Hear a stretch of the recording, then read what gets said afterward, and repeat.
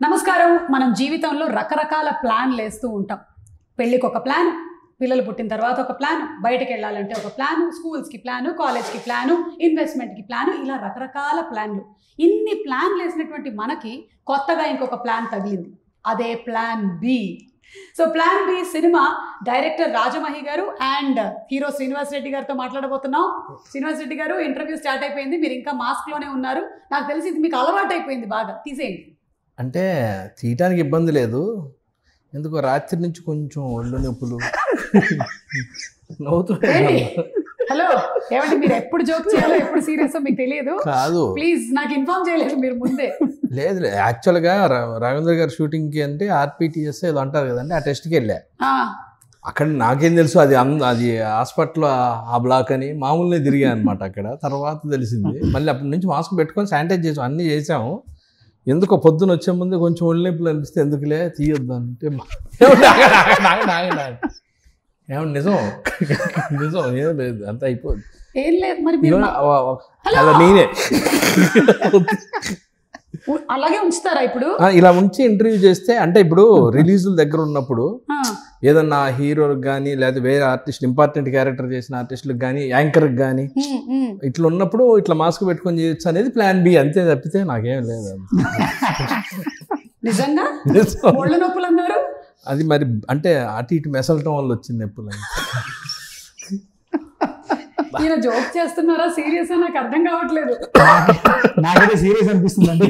అది దగ్గర మళ్ళీ వద్దమ్మా, క్యాన్సిల్ చేసేయండి. లేదు నాకు సరదాగా, నేనేదో గుట్టు చప్పుడు కాకుండా 3 ప్రీ రిలీజ్లు 6 గేమ్ షోలు చేసుకుంటూ బతికేస్తున్నాను నాయన, శానిటైజర్లు కొట్టుకుంటూ. అదే నేను ఆ అనుమానం వచ్చి ఇన్నెలా ఎంతమందితో చేస్తున్నారు కదా, ఎదుటోళ్ళు మాస్క్ పెట్టుకోకపోయినా మీరు ఏం జాగ్రత్తలు తీసుకుంటున్నారు అని బయటకు లాగటం కోసం ఇంత స్కిట్ చేయాల్సి వచ్చింది. మీకు బయటకి నేను కనిపించడానికి ఏదో చాలా సాదా సీదాగా కనిపిస్తున్నాను, కానీ వెనకాల చాలా ప్లాన్ బి ఉంది. ప్లాన్ జెడ్ వరకు ఉంది నా ప్లాన్. వెరీ నైస్ అండి, బాగుంది. ఇప్పుడు చెప్పండి నాకు అసలు ఏం జరిగింది, ఏంటిది?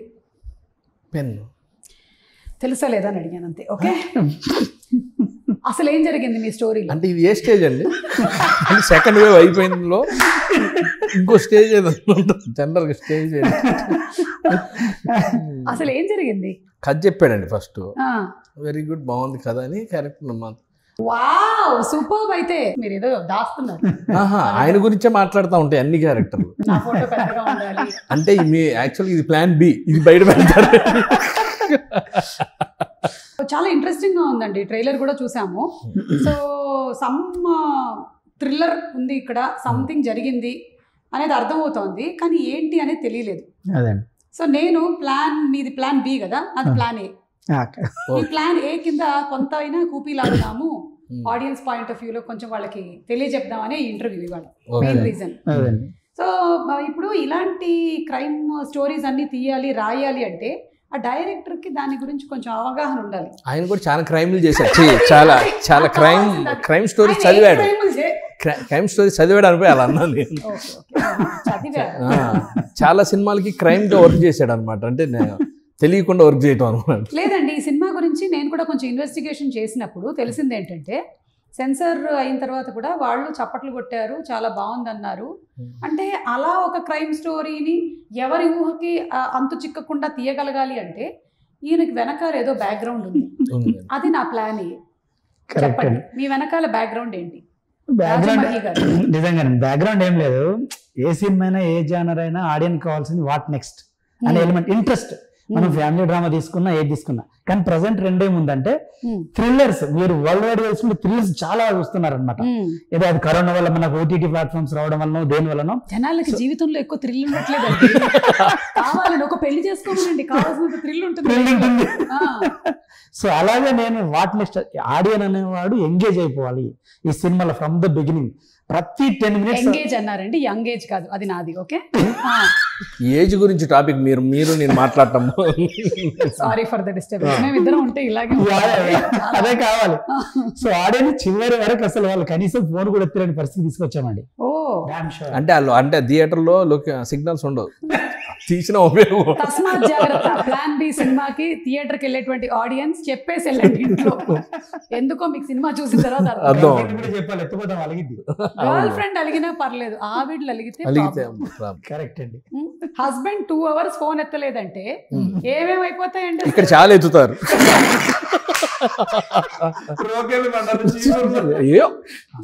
వాళ్ళు ఇక్కడ ఎత్తాల్సిన ఫోన్ ఒకటే, కానీ అక్కడ ఎత్తాల్సిన చాలా ఉంది. సో వెళ్తే ఇద్దరు కలిసి వెళ్ళిపోండి సినిమాకి, అది బెటర్. ఫ్యామిలీగా వెళ్ళిపోయారు అనుకోండి ప్రాబ్లం లేదు. ఇది యూబైయేనా అండి? ఓకే, అయితే సో పిల్లలు కూడా వెళ్ళొచ్చు చక్కగా సినిమాకి. సో సినిమా అంతా చాలా ఎంగేజింగ్ గా ఉంటుంది. ఎవరు చేశారు ఏంటి అనేది అదే స్ట్రైకింగ్ పాయింట్ అంటారు. ఈ బయ్యే వచ్చేసి ఓన్లీ బ్లడ్, అంటే చంపినప్పుడు కనపడే బ్లడ్ వల్లే తప్పితే ఇంకా వేరే పిల్లల్ని తీసుకొని చూడదు. సో మొత్తం యూ రావాలంటే మీరు ఆ రెడ్ కలర్ కాకుండా ఇంకేమైనా వాడాల్సింది. బ్లడ్ అంటే బ్లడ్ బ్లూ కలర్ లో ఉంటుందని చెప్తే నమ్మరని చెప్పని పరిస్థితులు. బ్లాక్ అండ్ వైట్ చేస్తూ ఉండాలి మధ్యనప్పుడు. ఓ, ఇలాంటి కష్టాలు కూడా ఉంటాయి డైరెక్టర్లకి, అర్థమైంది నాకు. ఓకే, సో శ్రీనివాస్ రెడ్డి గారు ఓవరాల్ గా అంటే మీ క్యారెక్టర్ ఏంటి? మీరు డాక్టరా, ఇంజనీరా, లాయర్? లాయర్లకి మంచి రోజులండి 2021. వకీల్ సాబు, నేను దాంట్లో వకీల్ సాబ్ మర్చిపోయా. ప్లాన్ బిలో వకీల్ సాబ్ నేను. ఎవరు చంపారు, ఎందుకు చంపారు, నాతో ఉన్న ఎవరెవరికి ఎవరు లింకులు ఉన్నాయి ఏంటి అనేది కదా. చూడండి, ఇప్పుడు మీరు మాట్లాడుతున్నా నేను మాట్లాడుతున్నా, మనం ఓన్లీ మాట్లాడడమే కాకుండా మనం చాలా ఎక్కువగా వేళ్ళని కూడా వాడతాం. చూపుడు వేలు చాలా వాడతాం. అలాంటిది అతను తీసేస్తున్నాడు ఎందుకు? తీసేశాడు సినిమాలో. నేను చూశాను ట్రైలర్ లో చేశాడు. ఇది లేకపోతే ఒక మనిషి జీవితం మొత్తం ఇప్పుడు దీని మీద ఆధారపడి ఉంది. ఫోన్ లో అంతా ఇదే కదా. గన్లో కూడా ఇదే అండి. ఎవడో చాలా ఇంటెలిజెంట్ క్రిమినల్ ఇది తీసేశాడు. దేనికోసం తీసుంటాడు అనుకో, అంటే ట్రిగర్ లో పెట్టి ఒత్తకుండా ఉంటాను తీసేసాడా, ఫోన్ ఇలా చూడకుండా తీసేసాడా, ఇలా తీసేసాడా, వచ్చాడా, లేకపోతే నొక్కి ఒక్కనిచ్చినందుకు తీసాడా. లాయర్ ఎక్కువ నొక్కుతా ఉంటాడు కదా. ఇప్పుడు అవును నిజమే, ఇప్పుడు వేరే వేళ్ళేవి కాకుండా ఇదే ఎందుకు తీసాడు? యువర్ ఆనర్ అంటాం వాళ్ళు తీసేసి. సంథింగ్ అతనికి ఈ వేలుతోనే ఉంది. చిన్నప్పుడు ఎవరో అతన్ని ఇలా అన్నారు, చెప్తారా ఏమైనా మాకు? ఏం లేదండి, యాక్చువల్గా సినిమా ట్రైలర్ చూసిన వాళ్ళకి, టీజర్ చూసిన వాళ్ళకి వేలు గురించే డిస్కస్ చేస్తారు, కానీ వేలి కంటే ఇంకా ఆడియన్కి అందరినీ క్లూస్ చాలా ఉన్నాయి. సో థ్రిల్లర్ మూవీలో మనం యాక్చువల్గా ఏంటంటే ఆడియన్కి ఒక్కొక్క క్లూ ఇస్తూ వెళ్తుంటాం. ఈ క్లూస్ అన్ని కూడా మీకు ప్లాన్ బిలో చాలా కొత్తగా ఉంటాయి. ఎవరు చేయని కొన్ని క్లూస్ మేము వదిలాము అనమాట ఈ సినిమాలో. ఇంతవరకు స్క్రీన్ లో చూడండి, ఫైనల్ క్లూ వచ్చేసి వాసన రాకపోవటం, రుచి తెలియకపోవటం, అంటే ఎట్లయితే ఉంటుందో దాంట్లో దీంట్లో ఒకటి ఉన్నాయి వేరే, దీనిలో వేరే ఉంది. కరోనా ఎండ్ స్టేజ్ ఏంటి మనకు తెలియదు కదా, ప్లాన్ బిల్ కూడా తెలియదు. దాని ప్లాన్ తెలియదు, దీని ప్లాన్ మీకు తెలియదు, చూసేంత వరకు తెలియదు. కనీసం దీని తర్వాత మాకు తెలుస్తుంది. ఓకే, ఇది ఫస్ట్ మూవీ. అవునండి, ఫస్ట్. ఆల్ ది బెస్ట్ అండి, కంగ్రాచులేషన్స్. థాంక్యూ. అంటే నాకు ఏదో ఆయన కొత్త ఫస్ట్ సినిమా అంటే అనిపించలేదు, ఎందుకంటే ఆ స్క్రిప్ట్ అంత ముందు చేసిన తనతో చేసిన స్క్రిప్ట్లు కానీ వేరే సినిమాలు చేసిన వర్క్ కానీ ఇది ఆడతా పాడతా చేశాడు అనమాట. జనరల్ గా ఈ సినిమా మేము ఎంజాయ్ చేస్తూ చేసామంటారు కదా, చూసాను నేను నిజంగా ఆడతా పాడతా. నోట్ దిస్ పాయింట్, ప్రొడ్యూసర్ గారు ఆడుతూ పాడుతూ చేశారట. రెమ్యూనరేషన్ గురించి కొంచెం చూడండి మరి. కంఫర్టబుల్ గా తీశారు ఫస్ట్ టైం అయినా కానీ. ఓకే, సో రాజమహి గారు మీరు వేరే మూవీస్ కి వర్క్ చేయడం జరిగిందండి లేకపోతే ఇదే? చేశానండి, ఓకే, డిపార్ట్మెంట్ లోను రైటర్ గానే చేశానండి. సో రైట్ టైం కోసం మీ ప్లాన్ బి ని తీసి పెట్టారన్నమాట మీరు. అదే ఒక్కోసారి అనిపిస్తూ ఉంటుంది అనమాట, మనం లైఫ్ లో ఎన్నో ప్లాన్లు వేస్తాము కానీ పెద్ద ప్లాన్ అక్కడి నుంచి వేసేస్తారు. ఆ ప్లాన్ ఎవరి చేతికి అందదు, అసలు ఎవరికి అంతు చిక్కదు. ఏంటి ఇంత చిన్నదానికి అని అనుకుంటా ఉంటాం చూసే వాళ్ళకి. కరెక్ట్, కానీ అవతల జరిగింది అనేది తర్వాత తెలుస్తూ ఉంటుంది. అవును అవును. సో శ్రీనివాస్ రెడ్డి గారు, మీరు ఇంతకు ముందు కొంచెం హారర్ జోనర్ టచ్ చేశారు, కామెడీ జోనర్ టచ్ చేశారు. ఇది వాటికి కొంచెం భిన్నంగా ఉండబోతుంది అంటారా?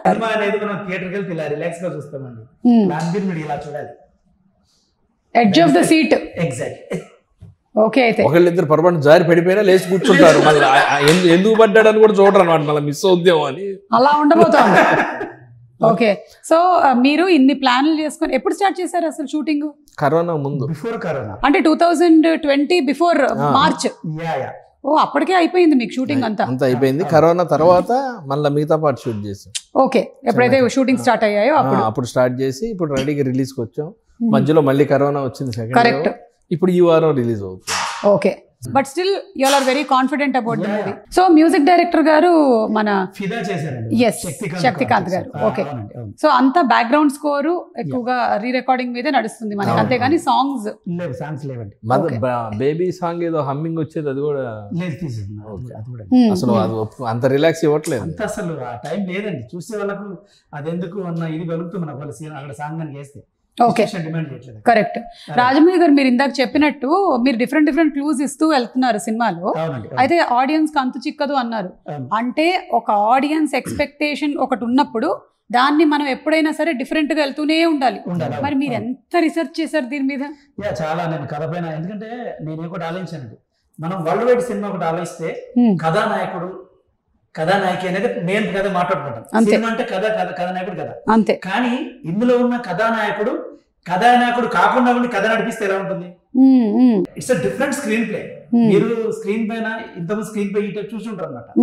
రెగ్యులర్ గా హీరో హీరోయిన్ వాళ్ళే నడుస్తుంటారు, సినిమా వాళ్ళ మీద వెళ్తా ఉంటది, దానికి తోడు మనం తెచ్చుకుంటాం. కానీ రచయితకు ఉన్న ప్రాబ్లం ఏంటంటే కథానాయకుడు ఇలాగే ఉండాలి, కరెక్ట్, హీరోయిన్ ఇలాగే ఉండాలి, ఇలా పాటలు ఉండాలి, ఫైట్లు ఉండాలి, డాన్స్ ఉండాలి అంటారు. ఇది ఈ ఫార్మాట్ డిఫరెంట్ గా వెళ్ళాలి ఫస్ట్. అంటే కానీ దాని తర్వాత ఎవరిని ఎలా కలిసాడు వెళ్తున్న కొద్దీ మీరు కాన్సన్ట్రేట్ గా సినిమా చూస్తున్నట్టయితే డెఫినెట్ గా ఆ కనెక్టివిటీ అంతా మీకు చాలా ఎగ్జైట్ గా ఉంటుంది. మీకు చాలా ఓకే, ఆ కనెక్టివిటీ వస్తున్న చాలా ఎగ్జైటింగ్ గా ఉంటుంది. మాకు కావాల్సింది అదే,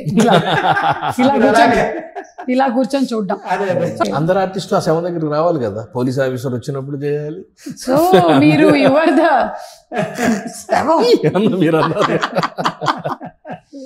ఓకే. ఇక మన హీరోయిన్ డింపుల్, తనది ఇది డెబ్యూ మూవీ.